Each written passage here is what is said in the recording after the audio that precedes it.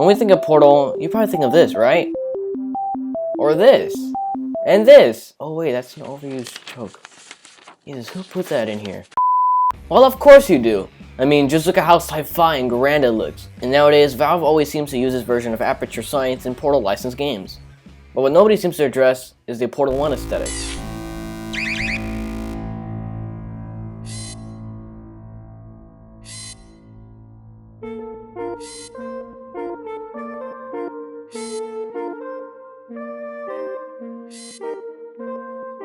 It all started with a little game known as Narbacular Drop, which was developed by Nuclear Monkey Software and released in 2005. Essentially, you played as a princess that used portals to skip a dungeon. Yeah, it's basically Portal. Anyways, Valve very much liked the idea and hired the team. After 2 years of development, Portal was released and bundled with the Orange Box, which became popular fairly quickly. Originally, Portal 1 was going to go for an industrial and Nova Prospect inspired design, but that was later dropped for the sleek, modern, and white design we all know and love. Now, Portal 2 by all means was a way bigger game with a more developed and revised vision of Aperture, but where Portal 2 failed and where Portal 1 succeeded was in its atmosphere. I remember when I first played Portal 1, long after Portal 1 and 2 were released, and I expected the game to be really funny and hilarious, much like the successor. But I was very wrong. Portal 1 had a very melancholic, dark, and oppressive atmosphere. Even the music made by the legend Kelly Bailey further expressed that idea with the music tracks. Just take a listen.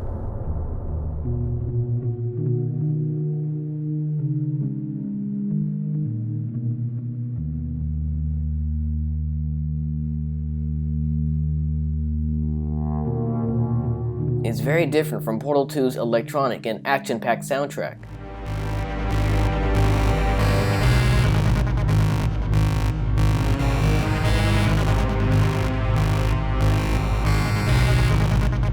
Keep in mind, I'm not bashing on Portal 2 by no means. I love both of the games along with their soundtracks.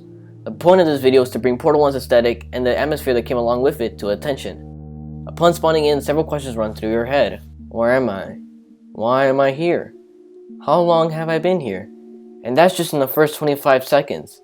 And then a semi-robotic voice comes in. Hello, and again, welcome to the Aperture Science Computer-Aided Enrichment Center. Upon exiting, you notice that the observation chambers are empty, which then brings up another question. Where is everyone? Are they still here? Am I all alone?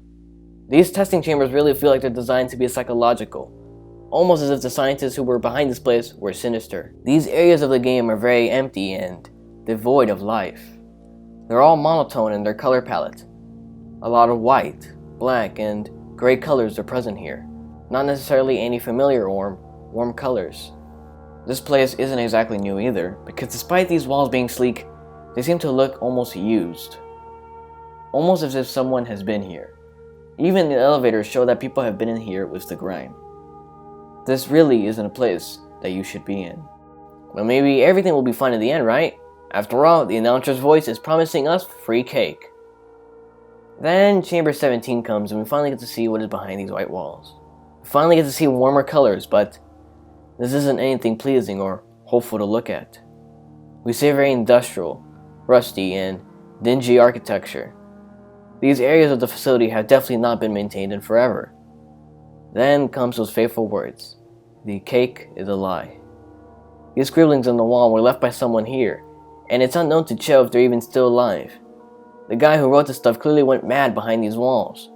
You can find the survivor's empty bean cans, and beside that, you can see that he tried turning his PC into a makeshift stove to survive. Now, it's clear that you need to get the hell out of here for good.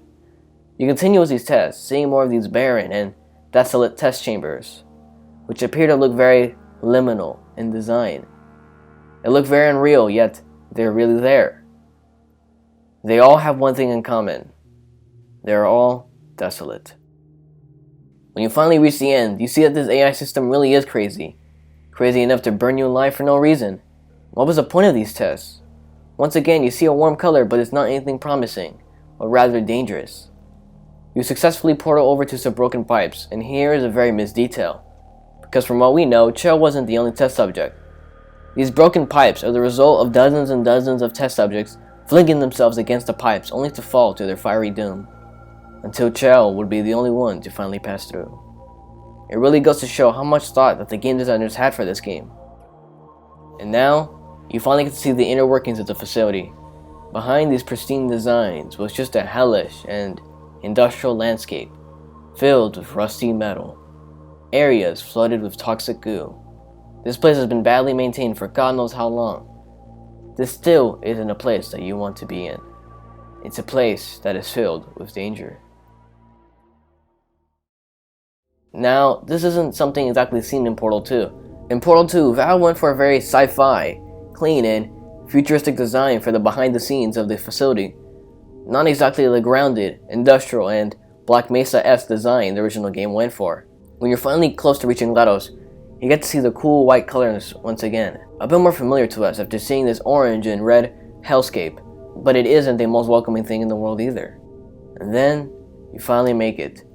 Now you get to see who you have been hearing talk to you this whole time. The only voice you've been hearing all throughout this experience. You finally get to fight up against it, and win. And you both get lifted to the surface. Where did your life go so wrong? Are you trying to escape? Things have changed since the last time you left the building. What's going on out there? Want me to make sure back in here? I have an internal capacity allowance. I need to ground what's going on outside. Unless you're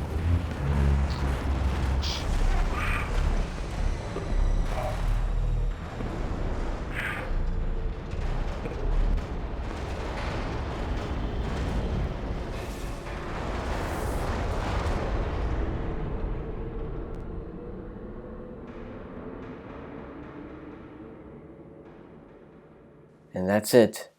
You're back on the surface. Finally, something familiar, not completely alien. You can see the sky, clouds, the trees. You've made it. Thank you for assuming the party escort submission position. Well, not until you're dragged back down to the bowels of Aperture. And that is my analysis of Portal 1's aesthetic. Now, I personally would like to see Valve explore this version of Aperture again in a future game, because it's honestly a cool one. But keep in mind that I love Portal 2 a lot. I love both of the games, to be honest, and they each have their own merits. Anyways, that's the end of today's video. Don't forget to subscribe while you're here. My name is Mauricio Jara, and I'll see you guys next time. Bye!